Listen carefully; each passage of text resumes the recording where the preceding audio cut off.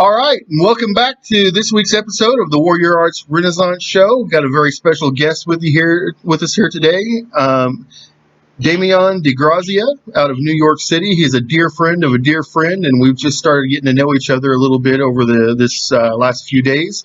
But he is involved in a program that I think more people need to know about. More people in the martial arts, more people in the warrior arts culture need to be aware that this is going on. I had never heard of it until our mutual friend David Watson clued me in on it. Turns out David, who's a lifelong friend of mine, has gotten involved in it. And Damion, I believe you're David's coach. Is that correct?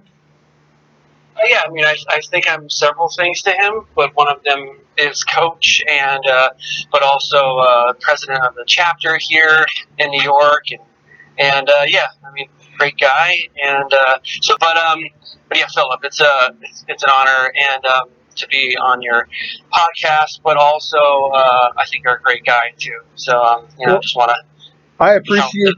I appreciate that. Why don't you tell us a little bit about your program? What's it called? Exactly what do you do? And we'll kind of take it from there.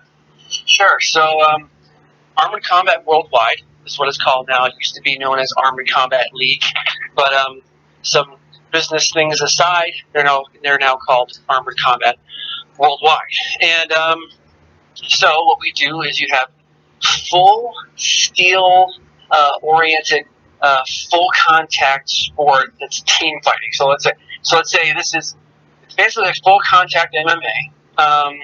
But it's team oriented, so you can imagine if you had like a bunch of karate guys or a bunch of MMA guys on the field at the same time. So, it could be 3-on-3s, 5-on-5s, 10-on-10s. I've been in 30-on-30s or more than that.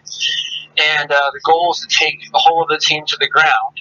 But to help you do that, or to help other people fight against you with that, they're wearing full steel armor as well. So, it's supposed to be historically accurate, usually 13th to 15th century medieval armor, but it doesn't have to be just European medieval armor. It can also be, Asian styles of armor or Eastern European type of armor, whatever is during that kind of time period.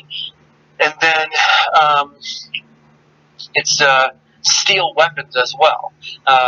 Usually the weaponry should match the historical armor that you're wearing, but not necessarily. But you have steel weapons that if you were getting hit by these weapons without armor, very high chance of extreme injury or death. Getting hit with like a two-hand mace or a halberd or something like that, in the face or something like that. It's extreme, problem that's going to happen with that. So you have the steel armor on, and so in the middle of this, you've got guys that can basically use any martial art that you want in the middle of this. So it doesn't have to be like people go, oh, was this move used during the medieval ages, or it doesn't matter.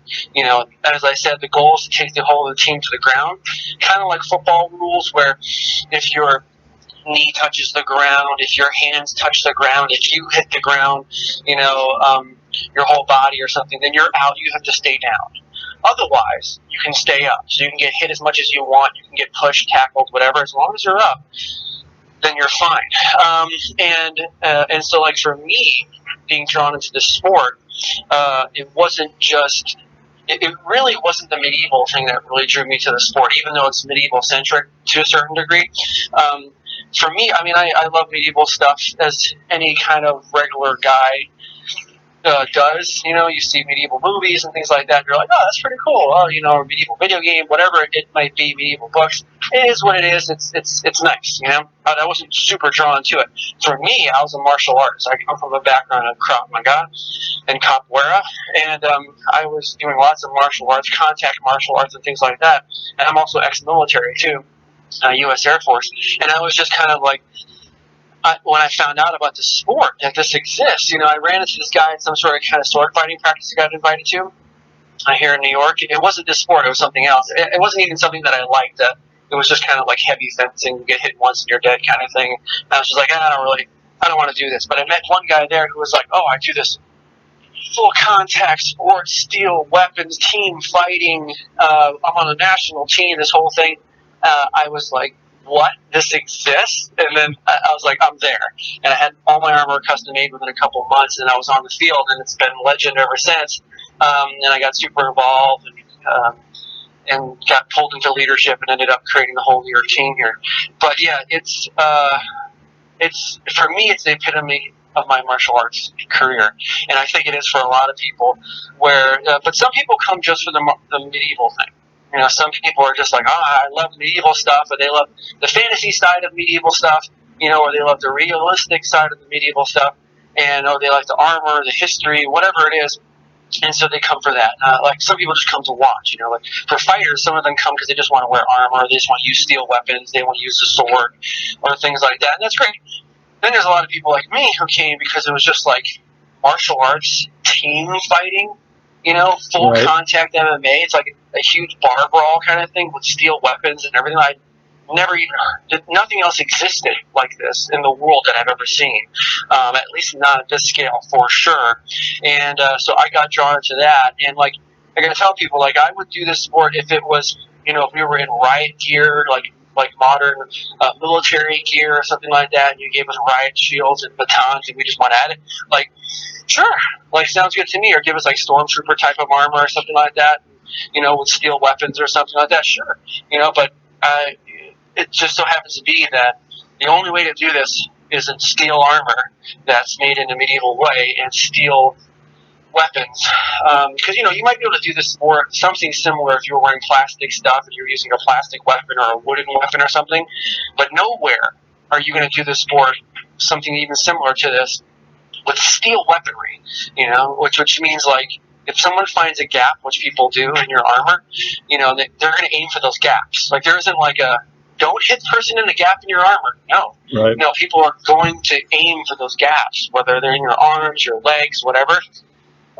So when you're getting hit in a gap with a steel weapon, it's going to make you really think about your mortal existence and, really try to not let that happen.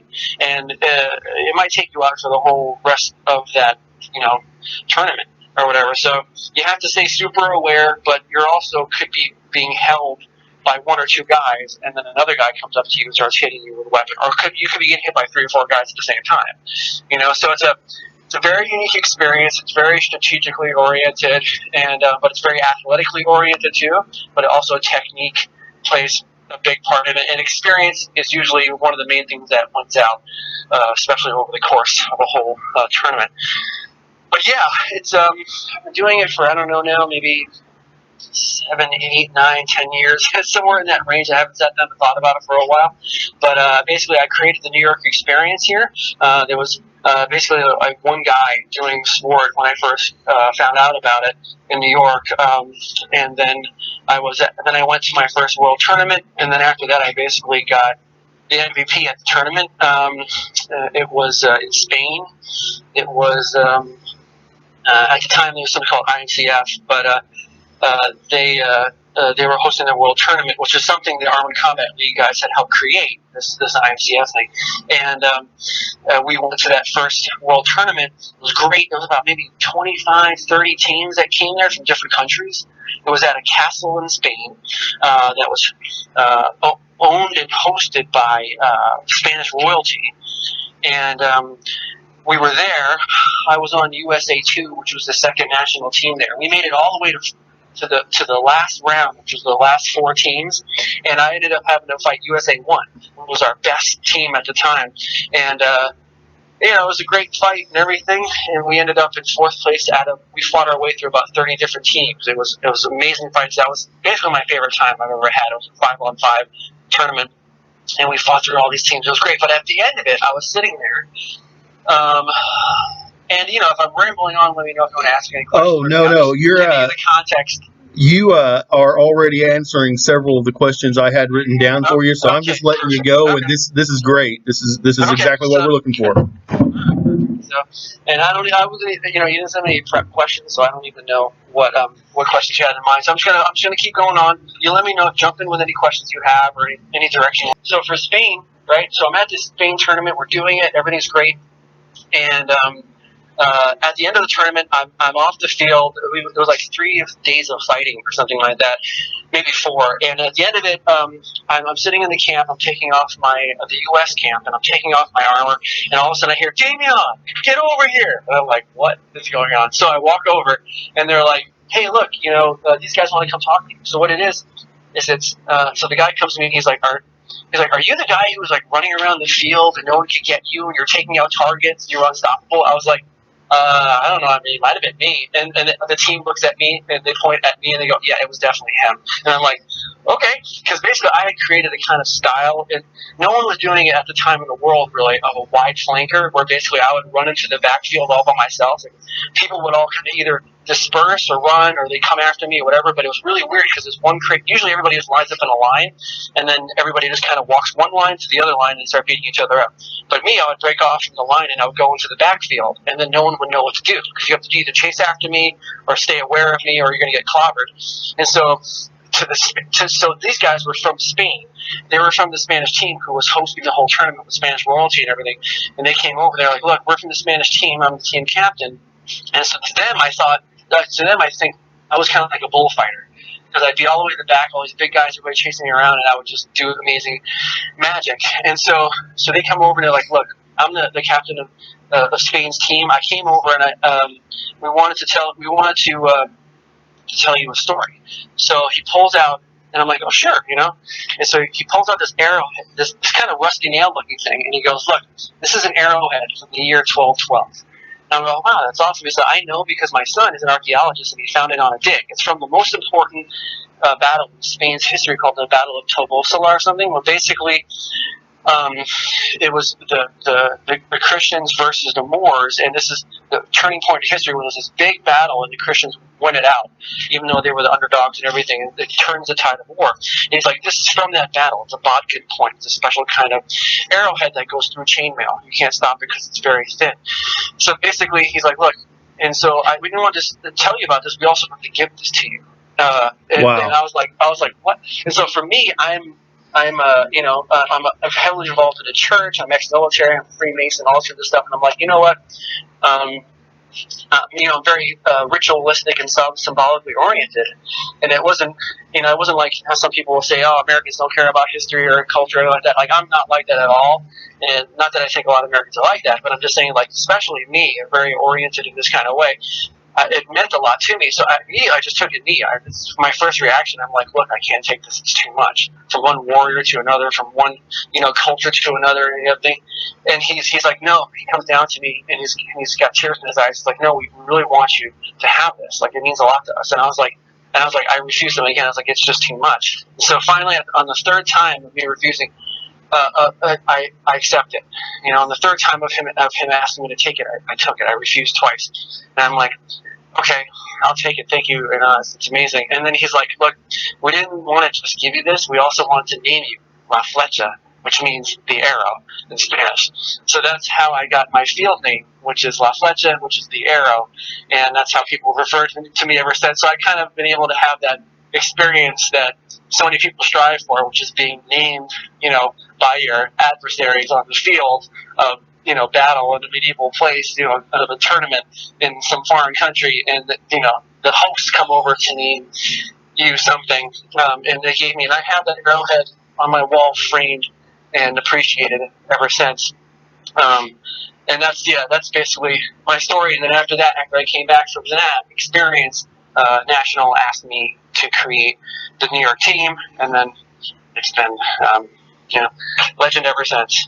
So on that note, I figured that'd be a good positive way to end. But yeah, anybody's welcome to reach out to me, and we can do more podcasts, as many as you'd like. We can get other people involved, because there's teams around your local area, sort of within a 2-3 hour drive, I think.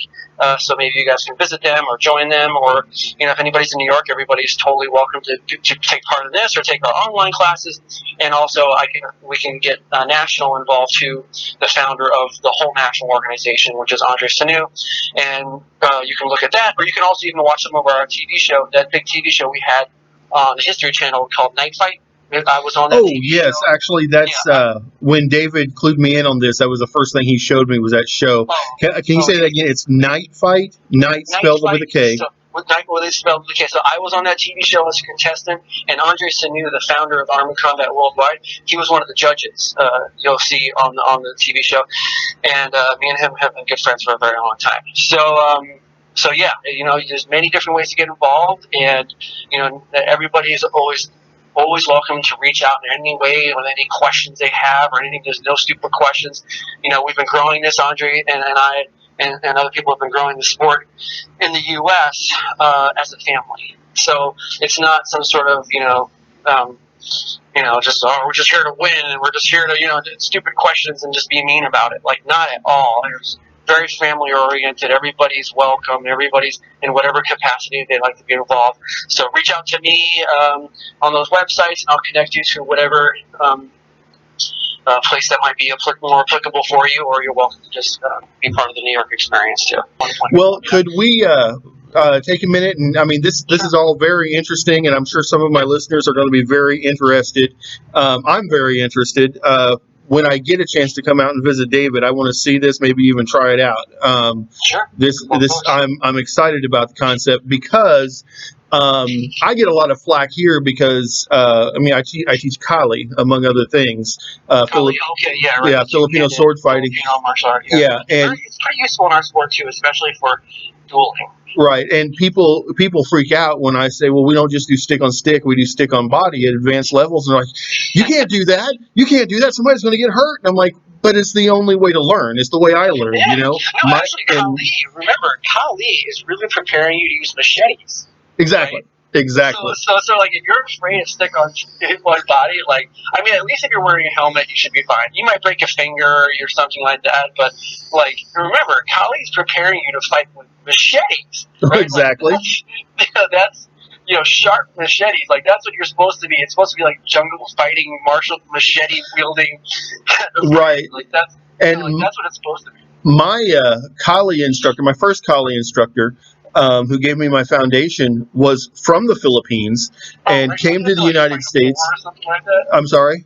I have a friend who went there, and one of the things they make you fight a boar, a pig or something like that. I don't know, it's just I don't think he told me it was a boar specifically, but he told me about being put out in the jungle as a young man and having to prove himself against whatever came at him.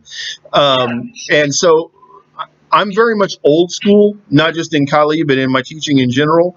But I'm listening to what you're saying about the armored combat and finding the gaps in the armor and going for it. And I'm loving this.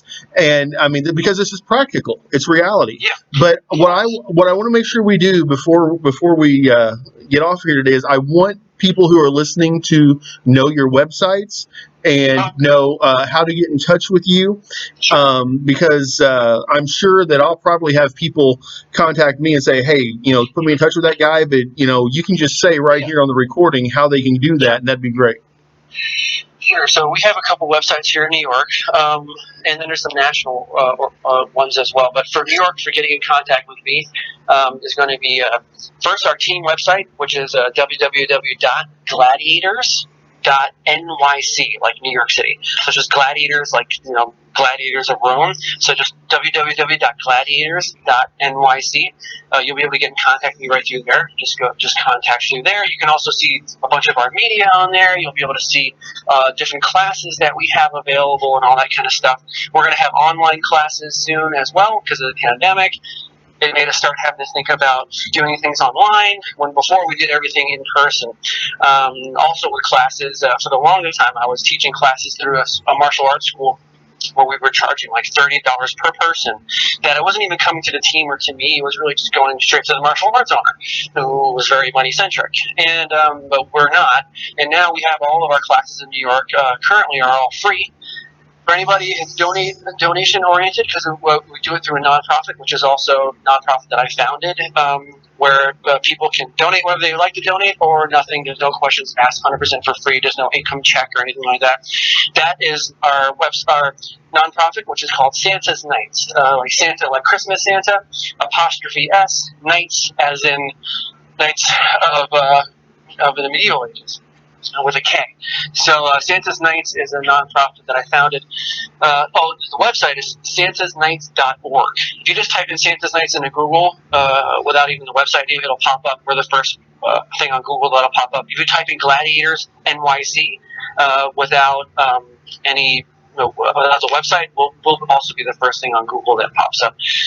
But Santa's Nights, nonprofit that I founded that is our team using. Well, basically, it's also we get free we give free martial arts and fitness through the whole year for this sport, but also any martial arts that we can try to offer for free. We try to do that for free because I feel like I've been trying to make a movement in the U.S. of free martial arts and fitness because I feel like that is the base foundation of our existence. Without fitness, which is something that is part of the human experience since the beginning of time. You take that out of the equation, everything in our life falls apart. So if you have a fitness-oriented life, everything should fall into place with your health and everything. Without health, what do you really have? I absolutely agree. Right. So I mean, so that's why I do the fitness thing, because it also changes what you eat and all that kind of stuff. If you want to keep, growing your level of fitness. You were saying? Absolutely. No, I was just going to say I absolutely agree with that. I think what you're doing is a wonderful thing. We're running out of time for this episode, but I would love to have you back on, maybe get David on or some of your other guys at the same time, sure. and dig a little deeper into this if you're willing. Yeah, sure. Wait. All right. Thanks for having me. You're very welcome. Great guy. Thank you for being on. We know each other. I feel the same. I look forward to talking to you again in the near future on the podcast and otherwise. You take care. For those of you listening out there, again, his name is Damion DiGrazia, and look him up. He has a great deal to teach and a lot of resources that he can open you up to for some more realistic training. Y'all take care. I'll see you or talk to you next week.